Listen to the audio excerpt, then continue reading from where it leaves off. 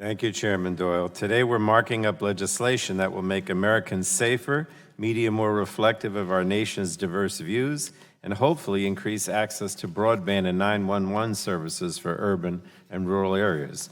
Improving public safety in the communications sector requires reliable and resilient networks.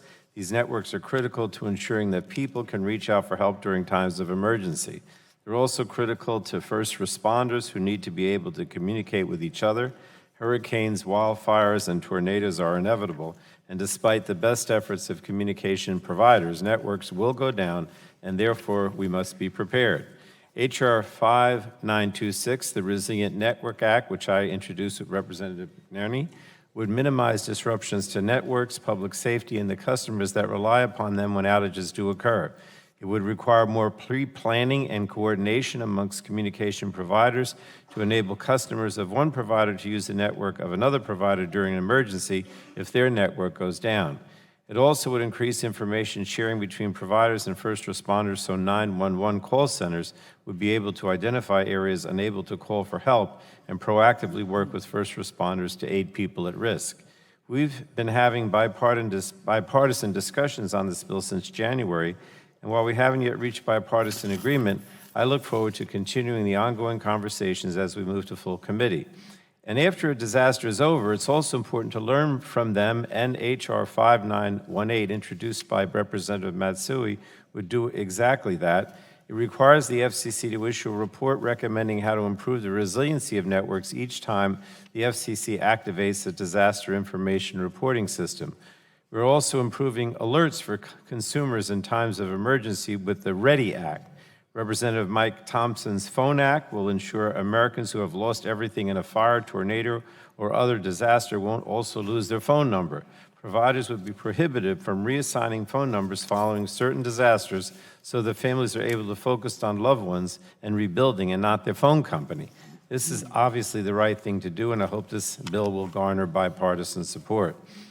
Now, communications amongst first responders is also critical to public safety, so I commend Representative Engel for his leadership on this issue and look forward to advancing his bill to preserve the T-band for public safety as supported by law enforcement and the FCC. And I'm pleased that Ranking Member Walden has an amendment to this legislation, and if it's adopted, will overcome his concerns about this repeal.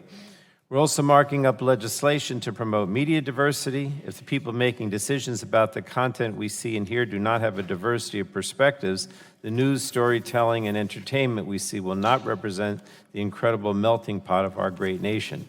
Representative Butterfield's Expanding Broadcast Ownership Opportunities Act would bring back the successful tax certificate program to promote minority and female ownership, which is sorely lacking.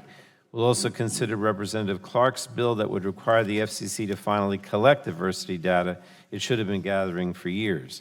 And finally, we're taking up H.R. 4855, the C-band Act, sponsored by Chairman Doyle, along with Representatives Matsui, Johnson, and Gianforte. C-band spectrum is essentially mid-band spectrum that can be used to speed up our efforts to implement new wireless technologies like 5G.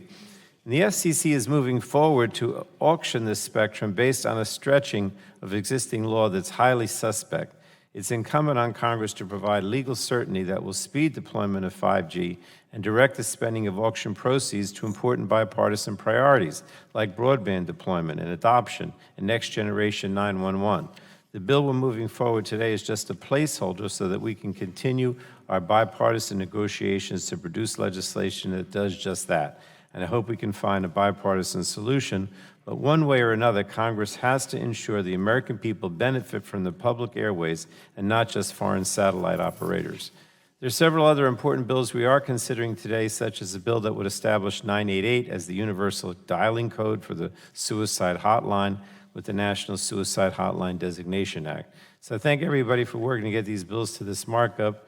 I think we're obviously going to have to continue our discussions and hope that we can advance all these bills out of committee on a bipartisan basis once we get to full committee.